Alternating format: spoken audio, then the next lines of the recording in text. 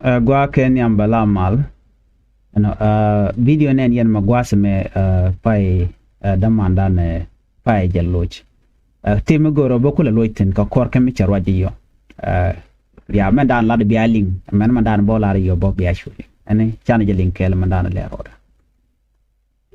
ya okay balang nuri kon wanti yalat kan yan chakaling ka chakanen ka ngumo wetin chata ka liang tin ka chata ka nin tin te mo bala dalong ya njan ngara ko ya gidam nangai gidam roida bo ka damar ame ti barara nyo kaya video ni ka daraw chaka wo shungane ka ya wo shungane galong jin cha kelma lo bi kwen ka pedu lara je jingan chagwa roidu chaling ka chaka nen kan dial but angu ma roi ni ka siwong ngone ti kon ti cha kwen re ried ti ya kwen ko roi ni ka ting ti kon ti cha ngai tengo siko kenyam damar nra kuba dio jana mo shetok tela mecha kadaot karwai niko video de mandana chelat chenung ni je kelu la kab ni je chong ti mecha video de caption antama bakula right tela right di mecha banjor na makara de jen gora de ko tela mecha banjor kabano tela do tela right di mugwa mi de dongrar bo ben kedi je kano she jan la dun men chelat jen la da mone tela right di mecha banjor tela mecha ngogjor okay tela mecha ngogjor gwa wana wa tin kon ti tonga dia ngukula dwai wi de sia kamu de elmem na kata na roji baden kon ji si game no kon si jine lawyer si ngane lawyer si ngane ngu jin ne jin siasa no wan mina ka gambele I want to respond again. Brother Akuba, Chian politician.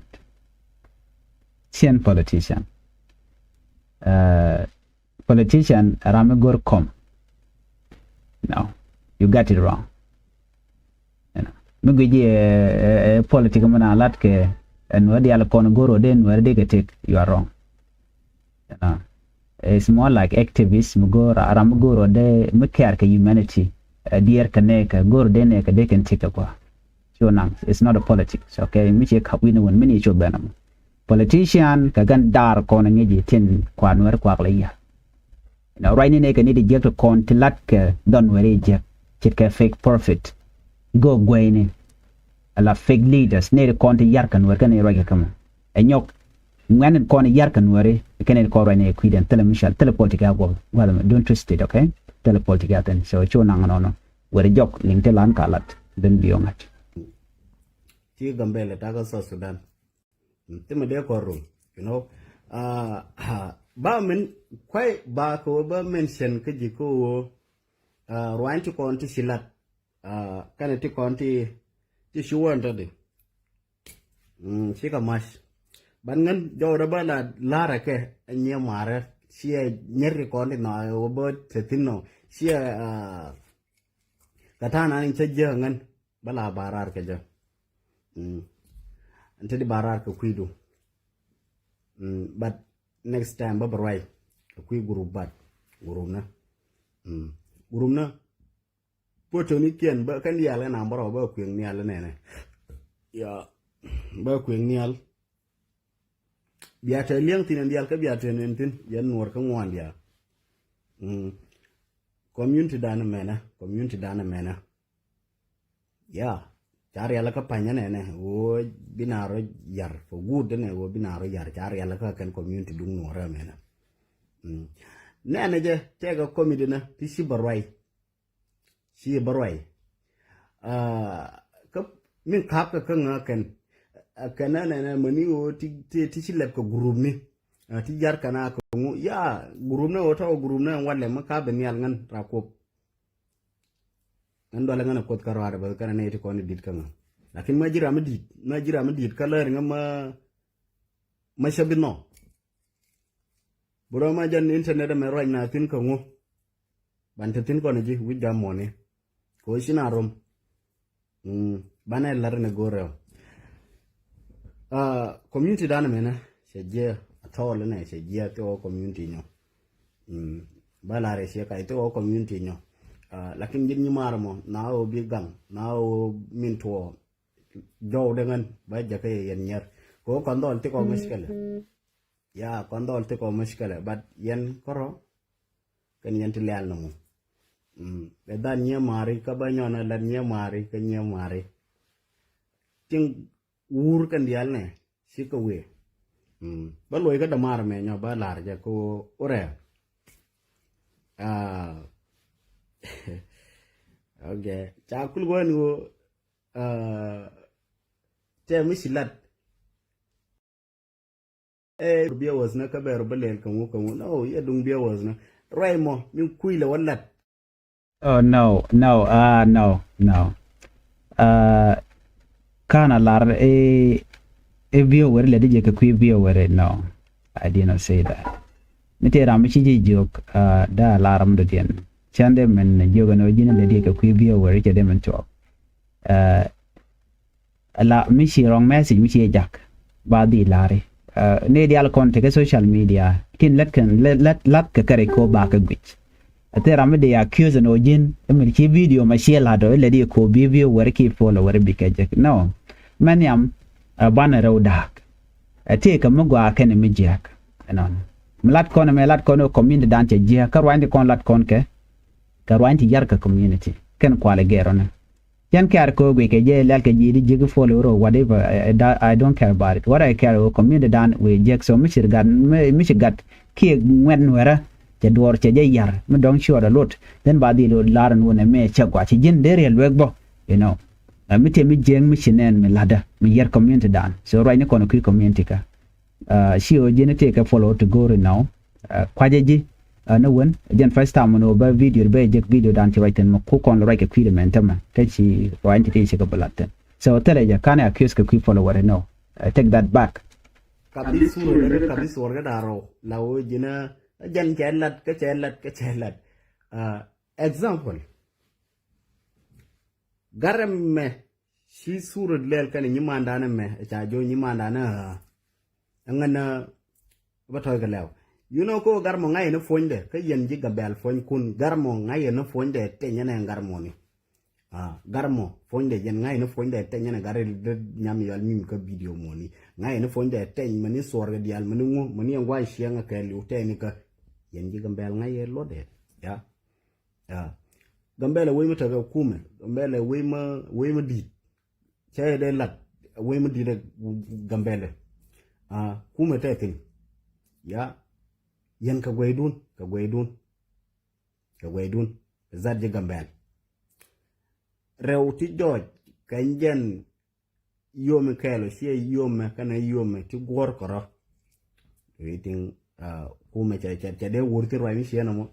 cha de wurtin no wakidar wurtin kume ko mo do ma wure ko wodi ma yana banar lay ko nora ba de ka lay ka rwa ni ka ba ko wai ne talata anti di jan ku wur lon ka nye gambel si cha wur ka tang nye nora ku wur lon ka je gambel lakin ngan jawde ngan kwai lu to ko nyerti konti kana to nyer bintiyo nyer fan ga nyera ko be almem pego nye nora ba waka kan do la da mena ko rai moni yan tang ti kare shop kayati man no je shi shop kayya ya je shi shop kayya ngai je ko cha shop lakin kare shop shi ta me kuli joy ka kare shop shi ta me kuli joy ka yeah that's why da mara ma shi ngan te maton madin ma de larje lakin riedi nani si wad lad wan mina njan tonga cha je ko singa fa shiet pa mani ngan biya fa shiet ba ka gwa lakin ngan mina ne lar min ba ngan yal ko gurum na kan lada ka lad mudit fan lad mudit nyan nap se jaw si alenga gurum na kan lada fa na lad mudit fa any zaman de dor de senegal any time dor de senegal deja ngân tem ba la ria long anjan mo do mo ne ma siang jina jira ma jin siasi okay tidial de timade martin ka kaba yandere wala na barna nyin kori ko ngona shingu to ko na me ye kezan ko ne ya okay na me shi dunan ko ne lemni nga do ba wa ya ngarwa ngan jo de to bene je nya mara tinna temo gore nyo ajan ta to mo ne shogoro bio ne shiungu ya share jabas min de gor ka ye share wo be shuban jo de ko ngani gore comment na wala ngu share ne je ko be shub roi moni share je roi to min de martin yana nye ko no bana ka fal yana khalas mi shi to cha to bana ka falaka enter matana roi ka tiktok fonda ka tiktok fankien nuore fankien nyo kap ka nyam na ni fay grew de to kap jan yal ba quiz ba jal tamam ba quiz kan ba shopping no nyo ba nyaje le kan yal mani titaga media kan yal ne ni ramata ga media che gwe yo ngum lat ka tiktok cha ka falanga nyo kon cha ka fal nya dor kam nyal ba nyo wa ngap ka tiktok kai bot ka o e chona ka le ba na ka fal ba na ka kula fal di ka tiktok wan sia ka show nyal biya sura biya quiz nyal biya quiz chen yaro ngin jama ay ju nyi dir nyi je do you think mo dir to no chay de to fa na mo jan dry na ni lare ko yen ma yen nyere wo ba fal ngan ma je nye man kon ban ka fal lakin ka tiktok kana fat kana ka quiz ka le ka mu na mo gwe jagare ban woni ka kon wor til gwa ban wotin na mo jan fe da ngara ko nga aja jal ko jawda me na jan gore share jan gore biya share jan na mo jan ta na nin tonga lare tila ma din mo gore yan nyer kon ban ka fal lakin ka tiktok ngode mo quiz ka pot ka ba nyal quiz tiani ka mushi ka show tala ngan chakul bara la de jan roi moni ngan cha bara point da kala de jan roi moni ka wan mina pot ka na ka pan ba nyal quiz ngana ba quiz ba ya quiz waiting ngora berder ka bag derta nga deta nga ngan droit ngan ka to lakin ka nyal fo da bakul yen ko ala diu nga sara longa diu sara mo lare njara ko binana ra ko bara ko fay ra ko ta mande pan ra ko nya fan lar ni to ajan tade yan ma yan nye kon man ko fa raje tiktok la ko nyer ba raje thank you guys gwa shilora tes kadamanda na rakuba she jom gwa she lat ya men tatin gwa da me no shikon goro ban rodan pal shikon goro ban rodan quit ko kon correct no wan to we je an chana goro no dong we dor bo kam ro kon ran bala jigon mi te mi jeng mi shanen mi la ro da ba la direct video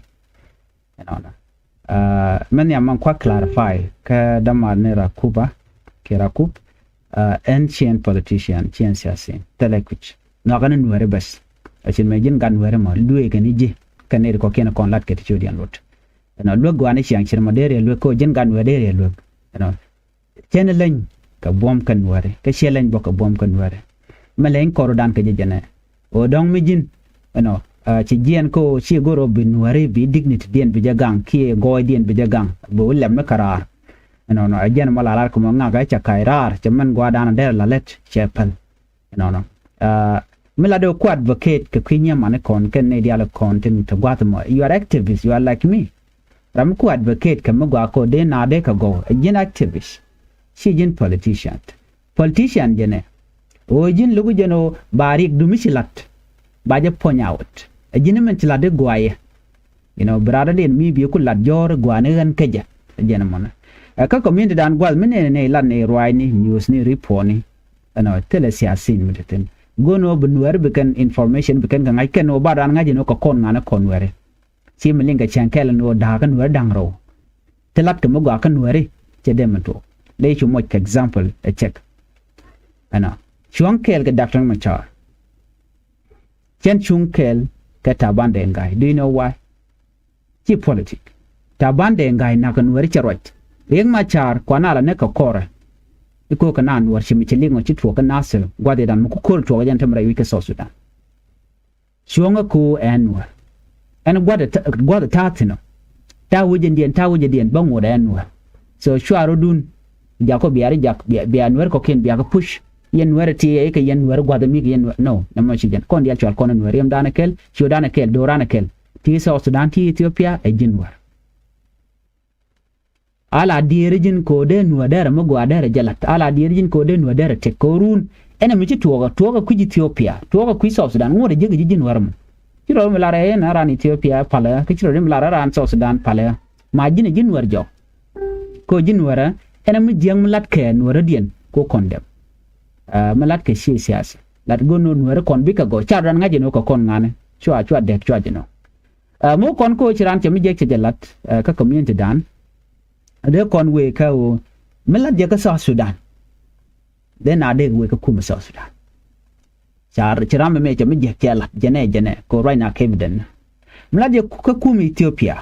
de na we ka kuma Ethiopia chiran me che mi jek chelele chala despite do nwar ba jogo no ramme che mi je kela ko che mi je kela be justice be del face kimlat ko na melo a jena long wi mona do dien rami yer nyal shon nyal ki shot check wi monte lot ke long man ya magat rami yer gat ram mo rung ko de je ngap di win mon rami yer shek rung ko de je ngap wa keneten kontin gorke de ganga long shek na gat ganke long wi mon ma mi ci der ka gat mi da ci jiran chimen ci kula lar ci raj ma gwa ci la no nye mana kon la ka pat ke jiya na ci anka TikTok na mo your responsibility brother ko deri kala kalat deri ke jom la jena mo da mare jega non nyer ke ji wala loko ji si mu goro ji len ma gwa men ko nyal ba deri ji put ko le de ma gwa kon chan goro bante go bana kalat gwa ye telerek me kwen ko raj dan pin ci raj ma gwa ci lat da kwa odi la mistake ci to ka men yam ngada lu mistake non so jantade de jogo no de tingali lat logo de no de ga yar gwan wore am gwa janda na gore bon o de lad ne kon ani ci lo de ted no bok a ku we no no tiana ku gore bante go ban kalat de no chien karwade ku je jangma sinyam tini de man ko ken tikete ti kwa manda me dana ci lat kwa je kot ken ko tema la kon video la don linga je ne dial ko ken no wedi so ne telere ko ci dun ci clarified lane karar kane de kon lat ke ti chodian lot ten yar kana bu kon kalat ko gur kono community dan bagwa gwa ci lode ke ci lode ted nore ko ci ne roy kon damanan gwadme me dong te ke video la dien me dong ba balalat beleben bad no ken kon ni chong ka dob dan de community dan de nyam ko je badamanan che clarify joje no de jen she part of that lat ne go no de nore de ka go de gwa nore de ka go chamu gwa betela dek jen dan gor ka ba a chen ci roy ni bo ci lo gwa je mat ke te la de medan kan dong ten kon te lat ke je no mun lur ni je no lat no nuare gwa nuare ka gang rodin that's good de ko lu no gwa nuare goru kun tiede ka chwa ka kam tunde jek ke video ni te la chal ke private video gwa thank you chaloted brother ani mo gwa long wana woni